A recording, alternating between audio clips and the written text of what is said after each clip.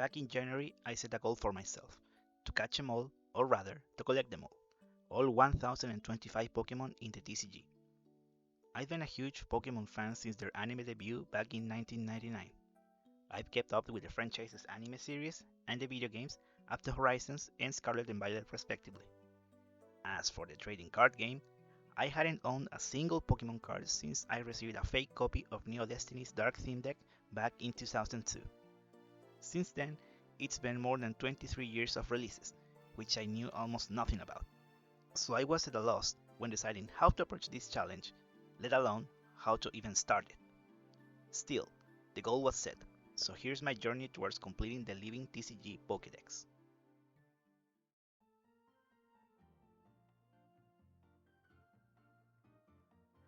After watching countless YouTube creators opening packs and showing prices on single cards, I was somewhat surprised by how cheap most of them were, especially the modern holos. So, knowing I wouldn't have to spend a kidney and a lung on this collection, I went on to buy some cards just to get a first impression on the hobby after 23 years away from it. I first checked on some local stores and websites and found almost nothing aside from sealed products. Sadly, I live in Chile, and here there aren't many sites specializing in singles, so my options were pretty limited to almost non-existent. So I went onto Facebook Marketplace and looked for some Pokemon card bulk offers, and found two that caught my attention. One for 800 reverse holo cards for about $60, and the other for 3 ETBs full of common bulk for $30. I bought them both and sorted out the cards, starting with the reverse bulk and then picking up the missing cards from the common bulk. This will be the base for the Pokédex. Fun fact, I didn't even know there were reverse holo versions of almost every card, as those didn't exist back in the base and Neo era. They started with Legendary Collection, so that's how outdated that was.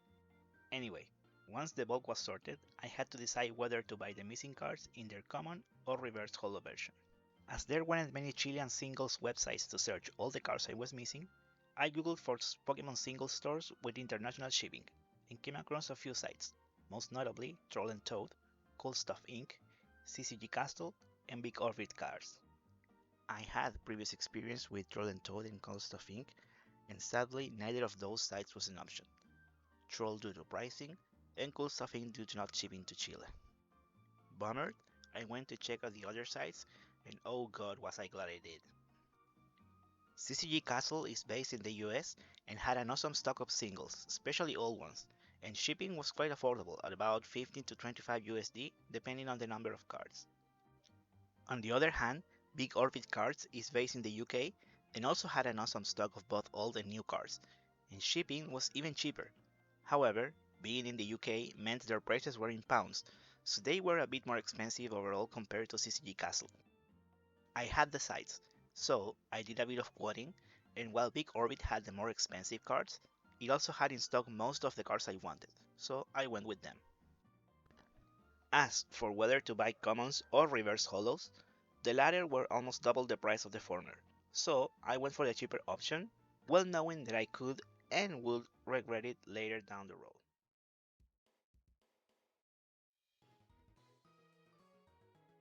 I'm not gonna lie, Deep Pocket Monster's videos were a huge inspiration and the motivation I needed to start this project. His all 1000 plus Pokemon in one binder video compelled me to do the same, but I didn't like many of his choices, so I decided to go about it my own way.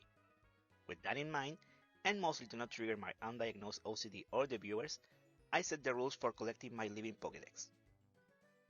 First, all cards must be in English. Japanese cards are cheaper and have better printing quality, especially the holos. However, I grew up with the English localization, and I want to be able to read the cards whenever I look at them, so no other languages are allowed.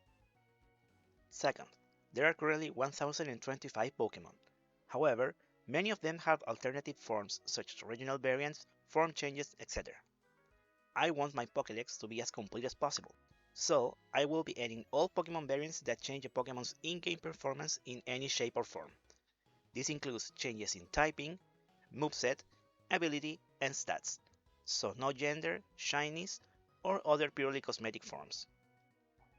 The only exceptions to this rule will be collecting all 28 unknowns and all forms of Burmy, Shellos, Gastrodon, Deerling, and Susbok. I decided to exclude Megas and Gigantamax forms purely due to price. A single Mega Charizard or Gengar can go for up to $100, and I didn't feel comfortable spending that much on a single card. Gmax cards are cheaper and way more accessible, but I don't like the idea of having them and not Megas in the binder, so they will both not be included. Third, I want the cards to be as representative of each Pokemon itself as possible. Therefore, there will be no trainer cards or tag team cards, and, whenever possible, no cards that prominently show different Pokemon species in their artwork. And finally, all cards will be selected based only on the artwork I like the most among all the available options at the time. With all these rules set in place, I went onto the Big Orbit website and ordered all the cards I was missing from generations 1 to 4 that were available there, without knowing the hardships I will soon face.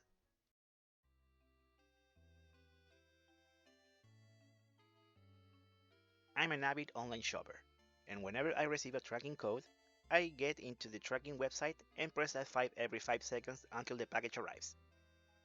I bought over 300 cards on Big Orbit on January 10th, and my surprise was huge when the package arrived in Chile 4 days later. If everything went well, I would have the cards in my hands in less than a week. But a week passed, and there were no tracking updates. 2 weeks passed, and no new updates. 3 weeks, and later a month. What happened? Well, customs happened. I had the misfortune of having my parcel held by customs, a process that delays delivery of packages for up to 4 months. Once the month passed, I uploaded the invoice and all relevant documents in hopes of speeding the customs processing, but to no avail. In the end, I received my cards 3 months later. On the bright side, on January 11, I also made an order on CCG Castle for all available cards that I was missing. Luckily, that order arrived 2 weeks later and without paying any extra fees. However, here I stumbled upon the big first bump on the road. What would I do about the cards I'm missing that were not available on Big Orbit or CCG Castle?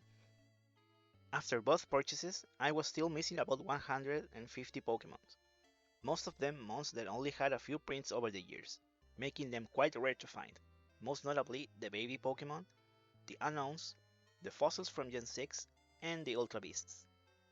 I searched on local stores and websites, but to no avail. I was still missing most of them after months of searching. I was about to give up, until one random night I came across a website that would later become my best friend and favorite card shopping site, ComC. ComC is a collectible card marketplace, specializing in sports cards, but big enough to also host the most popular TCGs, including Pokémon. The big difference with other similar sites like Card Market or TCG Player is that ComC acts as an intermediary, storing and shipping all cards themselves, which not only saves on time, but also hugely helps in shipping, as you don't have to pay to 20 or more different sellers to ship you 1 or 2 cards each. The only downside is that shipping times are huge, and I mean really huge, up to 2 to 3 months, but at only $6 flat, that's a trade I was more than willing to make.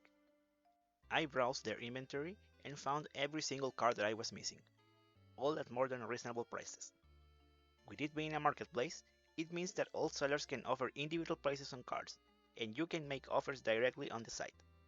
Also, a huge bonus is that each item sold there is photographed from both sides, so you can see exactly what you're buying and in which condition it is. I made my offer and just waited. And exactly 2 months later, I had the cards in my hands. And with that, all the pieces of the collection were assembled at last. In the months waiting for all the cards to arrive, I went into the old trusty AliExpress to buy some needed supplies. I wanted my Pokédex to be stored in a single binder, but I could not find any that held more than 1000 cards. So I took my chances and bought a 900 slots ring binder, some empty binder pages, and tons of penny slips. And with that, everything finally was set in place, and after months of waiting, my collection was completed at last. And here it is.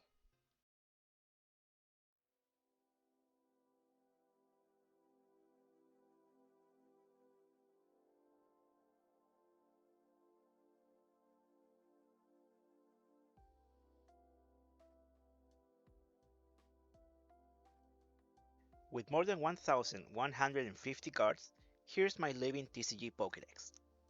As you can see, it does fit all cards in a single binder, but it got so chunky that now it does not even close. And now, without further ado, here's a detailed tour page by page of my living Pokédex.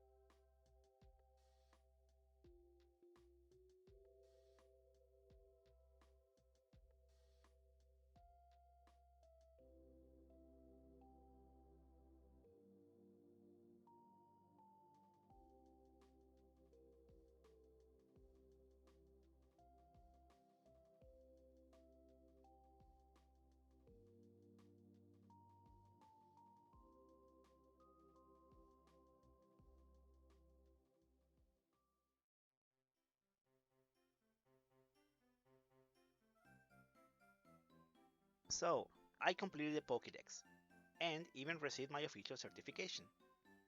But then came that following feeling of emptiness. So I asked myself, what's next? What do I do now? I got so invested in the Pokémon TCG that now I'm up to date with all releases and information, and my love and interest in this hobby only keep growing with every passing day. So I knew that this could not be the end of my adventure. It was only the beginning. Therefore, I decided to go one step further and upgrade my Pokédex into a full holo version, now with Megas and Gmax forms included. Remember when I said earlier that I would regret buying the common version of cards? Yeah, this is why. As of the making of this video, I've already gathered almost every card that I wanted for my collection, but I'm still missing a few obscure cards, like some of the unknowns, the elusive Darmanitan sent from Black and White Next Destinies, and also most of the Megas, which are not only rare, but extremely expensive. I'm lucky that the next series in the TCG will bring back Mega Pokemon, so I'll be able to gather all the ones I'm missing in the upcoming years as new sets release. I also made a huge quality upgrade, and both perfect fit and matte sleeves for each card, as well as the so-called world's biggest binder by Collectabist, which can hold up to 1,280 cards, leaving me with more than enough space to fit my original Pokédex and add the Megas and Gmax forms and still have a few slots open. However, one problem I can foresee is that with the upcoming release of Pokémon Legends CA, there are rumors of almost 30 new Megas releasing, but the binder only has 23 spots open for new months. Also, with the 10th generation releasing most probably on 2026, the binder will for sure not be able to hold all the cards. So, I'm hoping that Collectabist, or any other company, releases a binder able to hold more than 1300 cards. There are a few available in Amazon, but from reading the reviews, those binders have the same problem as the one I purchased in AliExpress, in that they get chunky about halfway filled and can't close anymore. There's a lot of time until then, so I'm confident that a suitable binder will be released by then. For now, I will be uploading daily shorts showcasing the upgrades to my Pokédex, so stay tuned for that. If you're also planning on collecting your own Pokédex, I hope this video helps you in some way or form. It's an awesome project. If you made it this far, thank you so much for watching, and don't hesitate to ask any questions or make any comments down below. Take care.